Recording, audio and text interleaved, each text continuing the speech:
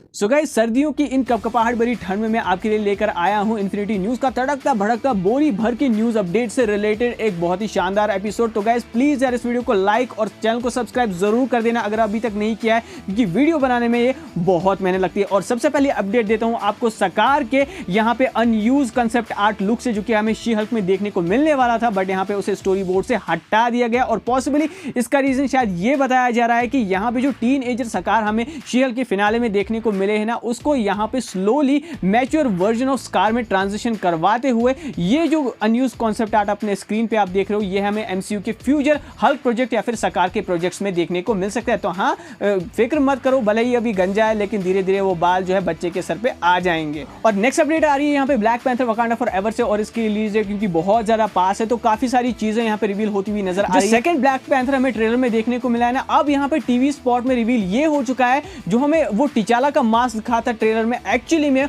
वो यहाँ पे टिचाला का मास्क नहीं है, बल्कि जो फीमेल ब्लैक पैंथर हमें सारे ट्रेलर्स में दिखती हुई नजर आ रही थी, जो कि पॉसिबली शूरी होने वाली है, वही जैसा मास्क, वही डॉटेड मास्क जो है उस सेकंड ब्लैक पैंथर के फेस पे, यानी कि हमें मल्टीपल फीमेल ब्लैक पैंथर से जो है ये कंफर्म हो चुका है देखने को मिलेंगी इस मूवी में। और साथ ही साथ में रायन कुगलर ने मल्टीपल डिटेल्स यहाँ पे चैडविक बोसमैन और डॉक्टर डूम के रिगार्डिंग यहाँ पे रिवील करी है। सबसे पहले उन्होंने ये रिवील किया कि जब उन्होंने यहाँ पे लास्ट इंटरेक्शन किया था वकांडा फॉरएवर की स्क्रिप्ट के रिगार्डिंग चैडविक बोसमैन सर से, तो उन्होंने कहा था उनको कॉल करके कि क्या तुम ये जो है स्क्रिप्ट रीड करना चाहोगे, क्योंकि स्क्रिप्टिंग कंप्लीट हो चुकी है। और उसके बाद जो हुआ वो हम सभी को पता है कि कितना पेनफुल और कितना बड़ा लॉस था सभी के लिए, तो मे ही रेस्ट इन पावर। और साथ ही साथ में रायन कुगलर ने ये भी यहाँ पे रिवील करा है कि क्यों यहाँ पे डॉक्टर डूम को यहाँ पे इंट्रोड्यूस नहीं करना चाहते थे ब्लैक पैंथर मूवी में, या फिर क्यों वो इस मूवी में नहीं होने वाला है, इवन इसके पोस्ट क्रेडिट सीन में भी नहीं। तो उन्होंने कहा कि देखो यार, इस मूवी में बहुत सारे बड़े बड़े कैरेक्टर्स है और नेमर स्टैंड अलोन एक इतना बहुत बड़ा कैरेक्टर है जिसको एक कैरेक्टर रिप्रेजेंटेशन के लिए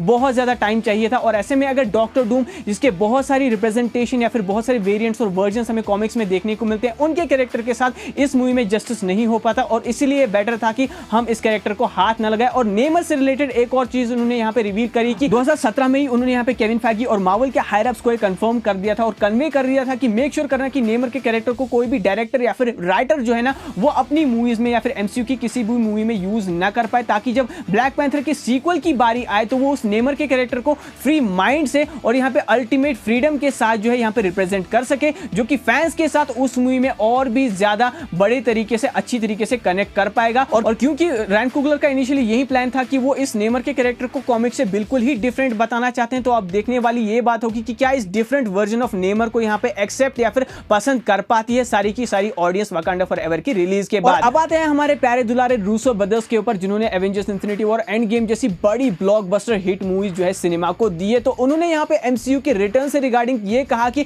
अगले 10 साल यानी कि एक डेकेड तक वो यहाँ पे एमसीयू के साथ कोई भी प्रोजेक्ट के साथ काम नहीं करने वाले हैं। हालांकि उन्होंने ये कंफर्म किया कि केविन फैगी के साथ और यहाँ पे मार्वल के राइटर्स के साथ कंटिन्यूअसली उनकी बातें चलती रहती है। पॉसिबली शायद किस तरीके से इन्फिनिटी सागा का कनेक्शन यहाँ पे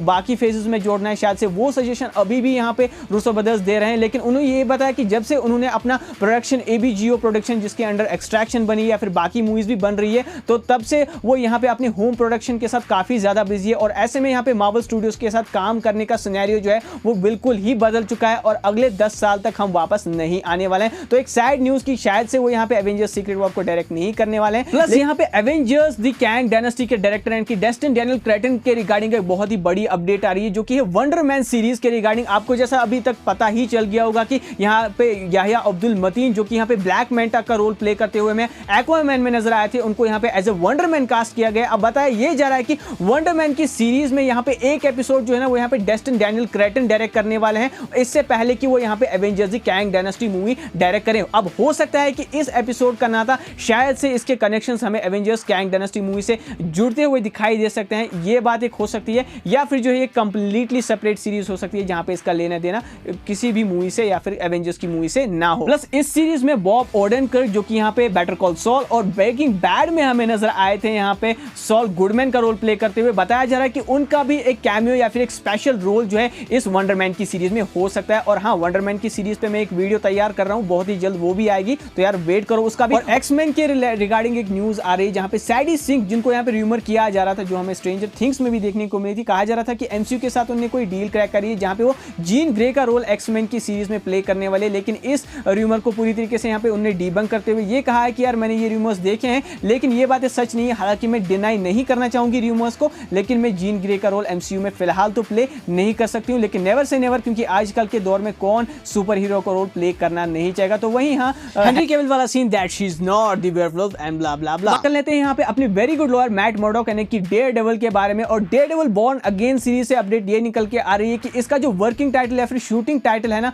वो यहाँ पे आउट द किचन के टाइटल के अंडर ये शूट हो रही है। और साथ ही साथ में यहाँ पे डेयरडेविल की नेटफ्लिक्स टीम ने जिसने इसके 3 सीजन्स को बनाया था, उन्होंने यहाँ पे रिवील करा है कि सीजन 4 के लिए उन्होंने एक बहुत ही बड़ी हॉलोवे फाइट यहाँ पे प्लान की थी, जो कि पिछले 3 सीजन्स की हॉलोवे फाइट्स को यहाँ पे कड़ी टक्कर ही नहीं बल्कि उनको सरपास करके निकल जाती और 10 गुना ज्यादा बड़ा एक्शन सेट पीस अभी तक की डेयरडेविल सीरीज में होने वाला था। लेकिन सीजन 4 की कैंसिलेशन के बाद उनको बहुत ज्यादा दुख हुआ है और पॉसिबली मुझे लगता है कि जो हमें टीज किया गया था शी हल्क में वो हॉलोवे फाइट सीन वो भी पूरा नहीं हुआ है। और पर्टिकुलरली उसी बड़े हॉलोवे फाइट सीक्वेंस के लिए जो कि कैंसिल किया गया था सीजन 4 में, उसी के लिए एमएमए ट्रेनिंग अभी चार्ली कॉक्स की जारी है और पॉसिबली वो कैंसल्ड जो है एक्शन सेट पीस हमें यहाँ पे डिज्नी में जरूर एमसीयू में देखने को मिल सकता है। और इससे एक बार और पता चलती है कि शो को क्रिटिसाइज करने में हमें कुछ घंटे या फिर कुछ मिनट्स लगते हैं, लेकिन शो की मेकिंग में मेकर्स की मेहनत और हजारों दिनों की मेहनत गई होती है। तो गाइस क्रिटिसाइज करना है ना शो को, अपना ओपिनियन देना है तो सोच समझ के दिया करो, क्योंकि बहुत सारे लोगों की मेहनत इन्वॉल्व होती है। ज्ञान की बात अगर हो गई हो तो मैजिक और साइंस की बात कर लेती हूँ, क्योंकि आयरन हार्ट की सीरीज से एक बहुत ही बड़ा अपडेट ये निकल के आ रहा है कि डॉक्टर स्ट्रेंज से रिलेटेड कॉमिक्स में एक बहुत ही बड़ा कैरेक्टर यहाँ पे अपीयरेंस करने वाला है आयरन हार्ट के एपिसोड्स में, जो कि बताया जा रहा है जेल्मा स्टैटन, जो कि डॉक्टर स्ट्रेंज की अपेरेंटिस या फिर चेली रही है यहाँ पे कॉमिक्स में, और बाद में वो यहाँ पे लाइब्रेरियन भी बनी थी सैंक्टम सैंक्टोरम की, और उनका रोल यहाँ पे प्ले करने वाली है रीगन अलिया। नेक्स्ट अपडेट निकल के आ रही है एगाथा कवन ऑफ कियोस सीरीज से, जिसमें बताया जा रहा है कि इस सीरीज की लेंथ जो है 9 एपिसोड्स की होने वाली, और साथ ही साथ में एक यंग टीनएजर के रोल के लिए, गे टीनएजर के रोल के लिए जो लॉकी को इंट्रोड्यूस किया गया, और शायद से यहाँ पे विकेनियस स्पीड यानी कि बिली और टॉमी में से किसी एक का कैरेक्टर यहाँ पे मल्टीवर्स के थ्रू शायद प्ले कर सकते हैं। तो गाइस इस सीरीज से मेरी उम्मीदें बहुत ज्यादा है, क्योंकि यार कैथरीन हान ने वांडा विजन में हमें बहुत ज्यादा इंप्रेस किया था, और होप कि ये अनबियरेबल सीरीज या फिर बोरिंग सीरीज यहाँ पे शी हल्क की तरह ना निकले। So guys, नेक्स्ट बात करते हैं यहाँ पे कैप्टन अमेरिका 4 मूवी से, जहां पे बताया जा रहा है कि सैम विल्सन और थैडोस रॉस के बीच में जो टेंशन है ना वो यहाँ पे सिविल वॉर में जब यहाँ पे रैफ्ट प्रिजन में बंद किया था थंडरबोल्ट रॉस ने, तो वो वाली टेंशन, वो वाला रिफ्ट जो है नेचुरली हमें यहाँ पे कैप्टन अमेरिका 4 मूवी में भी दिखने वाला है, जिसका शायद ये रिजल्ट हो सकता है कि किस तरीके से सरकार और यहाँ पे कैप्टन अमेरिका के बीच में जो टसल चलती आ रही है ना, वो ट्रेडिशन इस मूवी में हमें कंटिन्यू होता हुआ दिखाई दे सकता है। प्लस यहाँ पे एक और अपडेट के बारे में बात करते हैं, जो कि है यहाँ पे एंड्रयू गारफील्ड के रिगार्डिंग, और रिवील ये करा गया थी दी अमेजिंग स्पाइडरमैन 2 में जो हमें एमा स्टोन यानी कि ग्वेन स्टेसी की जो डेथ सीन दिखाई गई थी, उसको फिल्म करने से पहले यहाँ पे पूरे कई हफ्तों तक जो है यहाँ पे अवॉइड किया था या फिर बात करना बंद कर दिया था एंड्रयू गारफील्ड ने एमा स्टोन से, ताकि वो उनके डेथ सीन को जो है और भी ज्यादा पेनफुल या फिर और भी ज्यादा इमोशनली जो है फील कर पाए, या फिर उसका ऑन स्क्रीन जो है फील वो अच्छी तरीके से आ पाए। और हाँ, next update last but not the least आ रही है यहाँ पे लोकी के सीजन 2 से, जहां पे एक तो यहाँ पे सोफिया डी मार्टिनो जो कि एन्चेंट्रेस यहाँ पे या फिर सिल्वी का कैरेक्टर प्ले कर रही है, उन्होंने ये कहा है कि जो यहाँ पे सिल्वी के मैजिक का डिजाइन है ना, वो तो लोकी से ही इंस्पायर्ड है, लेकिन जो उसमें थोड़ा बहुत ट्वीक्स करे हैं मेरे सिल्वी के मैजिक डिजाइन में, वो उसमें थोड़े बहुत एन्चेंट्रेस के भी